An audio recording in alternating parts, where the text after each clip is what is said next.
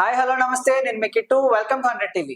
YCP MLC Duvvada Srinivas గారి ఇంటిపై తన సొంత భార్య కూతురే పోరాటం చేస్తున్నారు. నన్ను వదిలేశాడు, నా కూతుర్ని నన్ను పట్టించుకోవట్లేదు, వేరే దాంతో ఉంటున్నాడు అని వాళ్ళ సొంత భార్య కూతురు వచ్చి తన ఇంటి ముందే కూర్చొని ధర్నా చేయడం జరుగుతుంది.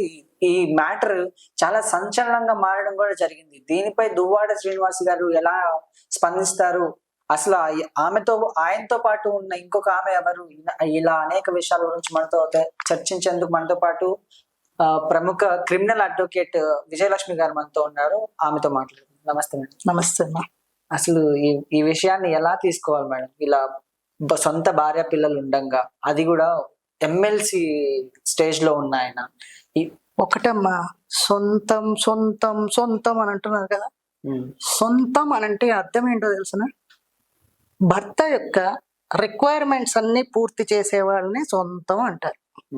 భార్య అవని, కూతురు అవని, తల్లి అవని. ఎలా రియాక్ట్ అవుతారు అని అంటే, ఇప్పుడు మనం ఇంట్లోనే ఉన్నాం, నీ ఇష్టాలు, నీకు పెళ్ళి అయితే నీ భార్యకి చెప్తావు నాకు ఇది ఇష్టం, లేదు మీ అమ్మకి చెప్తావు. మీ ఇంట్లో ఉన్నావు అనుకో, నాకు ఇది ఇష్టం అని తల్లికి నువ్వు చెప్పక్కర్లేదు, ఆవిడకి తెలుస్తుంది. ఎందుకంటే పుట్టింది నుంచి నేను పెంచుతుంది కాబట్టి. దాని తర్వాత భార్య. సో భార్య భర్త ఇష్టాలు తెలుసుకొని వాళ్ళకి ఏం కావాలి ఏంటి అనేది చూసుకుంటే, పొరుగింటి పుల్లకూరకు వెళ్ళడు భర్త.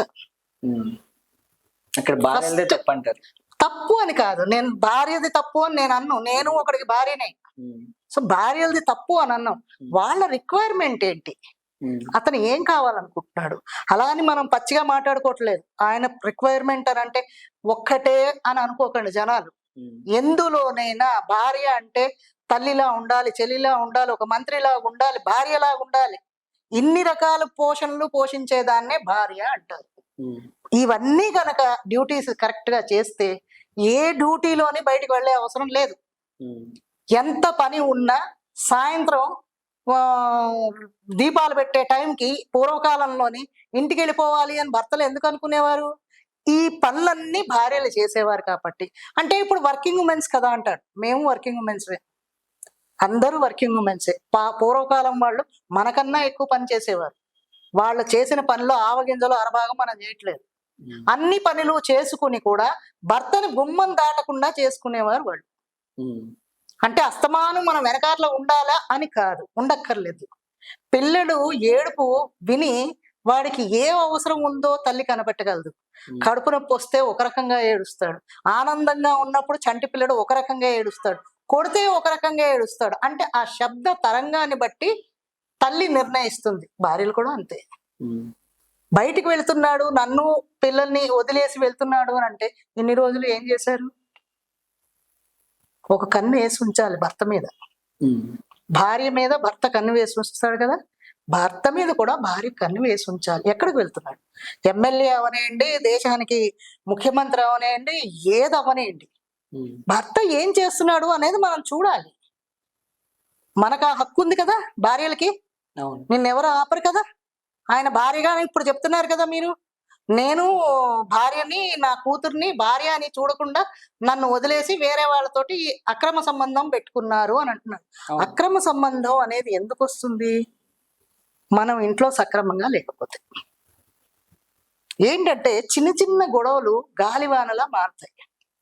మనస్పర్ధలు ఎప్పుడు ఎలా ఉండాలంటే, భార్యాభర్తల మధ్యలోనమ్మా పొద్దున్న కొట్టేసుకోవాలి, పొడి చేసుకునే రేంజ్కి వచ్చేస్తారు. ఇంజ్యూర్స్ కూడా అవుతాయి, దెబ్బలు తగులుతాయి. ఏమైనా సరే నైట్ అయ్యేసరికి మొగుడు మర్చిపోవాలి, పెళ్ళం మర్చిపోవాలి, ఇద్దరు ఏకమైపోవాలి. రేపు మార్నింగ్ మళ్ళీ కొత్త శుభోదయం అనమాట. గొడవలు ఉండవు, డైవర్స్ దాకా వెళ్ళవు, బయట రచ్చ అవ్వదు. ఈవేళ ఈ మొగుడు పెళ్ళంతో అవ్వదు. రేపొద్దున అమ్మాయి పాప ఉంది, రేపు ఈ టీవీలు న్యూస్, ఆ అమ్మాయికి పెళ్ళవ్వాలా? ఒకవేళ మంచివాడే చేసుకున్నాడే అనుకో, అల్లుడు మంచివాడే కాదని అన్నాను నేను. ఎప్పుడో అప్పుడు వాడికి మొగాడు కదమ్మా, ఏదో తిక్కరేగుతుంది. ఇది ఎక్కడ వస్తుందన్నమాట. పెద్ద చెప్పావులే, మీ నాన్న మీ అమ్మ ఇలా చేశారు కదా, చాలులే చెప్పావు అంటాడు. మన ఇంపాక్ట్ పిల్లల మీద పడుతుంది. సో ఇది మనం దీనేమి పెద్ద రెచ్చగొట్టక్కర్లేదు. ప్రతి రాజకీయ నాయకుడు అవనేయండి, మామూలు కామన్ మ్యాన్ అవనేయండి, ఎవరవనేయండి, సినిమా ఫీల్డ్ వాళ్ళే అవనివ్వండి, కామన్ మ్యాన్ ఎవరైనా, మ్యాన్ ఆర్ ఉమెన్ ఎవరైనా సరే ఇలాంటి వాటికి కొంచెం మొగ్గు చూపిస్తూ ఉంటారు. మానవ సహజం అది. ఎందుకంటే రోజు ఒకే రకం కూర వండి పెడతావు, వాడికి నచ్చదు. నువ్వు రోజు ఇదే పెడుతున్నావు కదా, నువ్వు హోటల్కి వెళ్ళి తింటున్నావా లేదా, మీరు ఫుడ్లు ఆర్డర్ చేసి తింటున్నారా లేదా, స్విగ్గీలు జొమాటోలు ఎందుకు వచ్చాయి? ఇంటిలో నీకు నచ్చింది వండట్లేదు కాబట్టి కదా నువ్వు స్విగ్గీ ఆర్డర్ చేస్తున్నావు, అవునా కదా? చిన్న లాజిక్ ఇది. నువ్వు ఇష్టమైంది ఇంట్లో చేసి పెట్టావనుకో, ఇష్టమైనది మనసుకి నచ్చినట్టు ప్రజెంట్ చేసావనుకో, అది ఆర్డర్ చేయడు. ఏమంటాడు అప్పుడు? ఈ రంగు రుచి ఏదో కనిపిస్తోంది కానీ టేస్ట్ లేదో ఇక్కడే ఉందంటాడు. చిన్న లాజిక్ అది. ఒక భార్యని పక్కన పెట్టినా మేడం, కూతురు ఉంది అనే ఒక విషయం నేనేం చెప్తున్నాను, భార్య తర్వాతే కదా కూతురు. భార్య ఇప్పుడు ఇంట్లోని ఎప్పుడైనా డిస్టర్బెన్స్ వచ్చింది అంటే ఇక కూతురు లేదు, కొడుకు లేదు, అతని తల్లి తండ్రిని కూడా కేర్ చేయనంత పీక్కి వెళ్ళిపోతాడు మొగాడిని. ఎప్పుడు మొగాని ఆడవాళ్ళు వాళ్ళకి ఒక ఈగో అనేది ఉంటుంది. ఆ ఈగో హట్ అయిందంటే ఆ టైంలో ఏం చేస్తున్నాను అని వివేకం కోల్పోతారు. అవన్నీ రాకుండా ఉండాలి అంటే మనకి అంటూ ఒక కష్టం ఉంది కదమ్మా. ఏదైనా 4 గోడల మధ్యన జరగాలి అని పూర్వకాలం వాళ్ళు అనేవాళ్ళు. అంటే వాళ్ళు పిచ్చివాళ్ళు కాదు. ఇగో ఇలాంటివన్నీ రోడ్డుకి ఎక్కి రచ్చకెక్కుకున్నాను. ఇప్పుడు వీళ్ళందరూ కొట్టుకున్నారు, ఆయన ఒక పొజిషన్ లో ఉన్నాడు కదా, ఆయన పొలిటికల్ కెరియర్ పాడైపోయిందా ఈ రచ్చరచ్చలతోటి? ఏదో ఉందే అనుకో, నలుగురు మధ్యని కాకుండా ఇంట్లోకి తీసుకొచ్చి ఏంటి అసలు నువ్వు చేసే పని ఇది అని ఆవిడ బెదిరించాలి. ఆవిడ మొగుడిని కొట్టే హక్కు కూడా ఆవిడకుంది. పెళ్ళాన్ని కొట్టే హక్కే మొగుడికి ఉంటుందని అనుకోకండి, మొగుడిని కొట్టే హక్కు కూడా పెళ్ళానికి ఉంది. వాడు చెడిపోతున్నాడు అని అంటే ఇంట్లో 4 గోడల మధ్యన తలిపేసి తన్నొచ్చు. బాగు చేస్తున్నావు, నేను అదే తల్లి తన్నదా?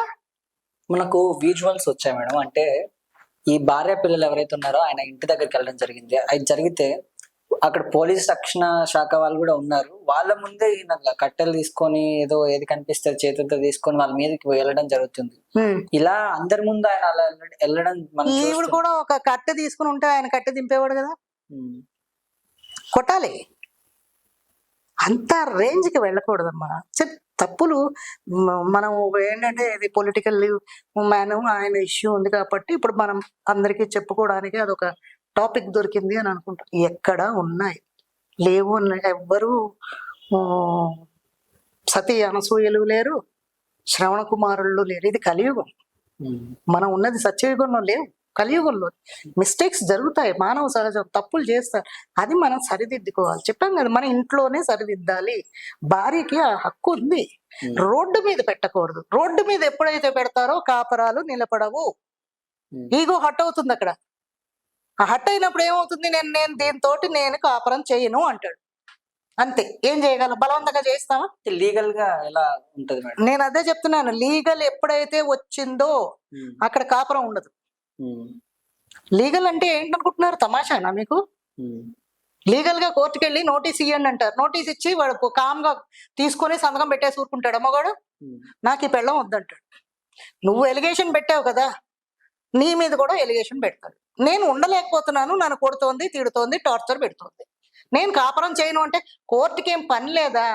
మీ ఇద్దరు కూర్చోండి, మేము కాపలా కాస్తాం, మీరు వెళ్ళండి అని అనరు. అది మీ ఇష్టం. లీగల్ ఎప్పుడు, legal court, law and order ఎప్పుడు రాకూడదు భార్యాభర్తల మధ్యన. వాళ్ళు పరిష్కరించుకోవాలి. అది లేదు అని అంటే అది డైవర్స్కి వెళ్ళిపోతాయి. ఇది చిలికి ఎక్కడికో వెళ్ళిపోతుంది. మీడియా వాళ్ళకి సరదాగా ఉంది, చిన్న న్యూస్ దొరికింది అంటే శుభ్రంగా దులగొడుతున్నారు. ఇది మళ్ళీ ఓ నెల రోజుల వరకు ఇది ఒక హాట్ టాపిక్ గా మారుతుంది. ఈ లోపల ఆయన పరువు పోతుంది కదా. పొలిటికల్ గా ఉన్నాడు అంటే ఆయన కెరియర్ పోతుంది కదమ్మా. అందుకని ఇంట్లో పరిష్కరించుకోవాలి. లీగల్ అంటున్నారు, లీగాలిటీకి ఎప్పుడు వెళ్ళకూడదు. ప్రతిదీ కోర్టుల్లోని చట్టసభల్లోనే తేల్చుకుంటావా?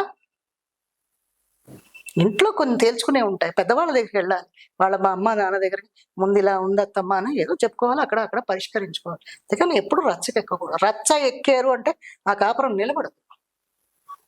ఎన్ని చూసాం మేము. కోర్టు దాకా వచ్చి కాంప్రమైజ్ అవుతారా అండి అని? కాంప్రమైజ్ కాదు అది. కోర్టుకి ఎప్పుడైతే ఎక్కారో, పోలీస్ స్టేషన్కి ఎప్పుడైతే వెళ్ళో ఆ కేసుల్లో కాంప్రమైజేషన్స్ ఉండవు, వాళ్ళ కాపరాలు చేయరు, అవి డైవర్స్కి వెళ్ళిపోతాయి, ఆడవని మగవని. ఒకవేళ డైవర్స్ తీసుకుంటే ఎలాంటి సిచ్యువేషన్స్ ఉంటాయి మేడం? ఏముంటుంది సిచ్యువేషన్? ఏమీ లేదు. ఇది వరకు మూడు ఆస్తి మీద పెళ్ళానికి ఉండేది అని తొక్క కూడా ఇయ్యరు ఇప్పుడు. పెళ్ళానికి ఏ హక్కు లేదు వాడి ఆస్తి మీద. అదేంటి మేడం? లేదు లేదు, ఆర్డర్స్ వచ్చాయి, వాడు సంపాదించుకున్నాడు, వాడు ఇష్టం వచ్చినట్టు ఇచ్చుకుంటాడు.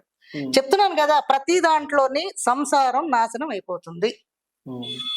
ఈమె పేరున అతను కొని ఉంటే ఆ ఆస్తి ఈమె పేరున ఉంటుంది, కూతురుకు ఉంటుంది, కానీ ఈమెకేముంటుంది. ఏమి ఇస్తాడు? ఆ అమ్మాయికి భరణం ఇస్తాడు, నీకు నెలకు 30-40 వేలు. ఈ రాజభోగాలు అవి ఉండవు కదా. ఇవన్నీ ఏంటంటే ఎప్పుడైనా సరే అక్కడ నిప్పు కణిక పడింది అంటే పొగ వస్తుంది. ఆ పొగ వచ్చినప్పుడు మనం సెర్చ్ చేసి చూస్తే ఆ నిప్పు నార్పేయచ్చు. అది రాజుకొని ఓ 4-5 కొంపలను తగలపెట్టేదాకా కూర్చోకూడదు. ఏదైనా అంతే, ముందే చూసుకోవాలి. Okay madam, thank you.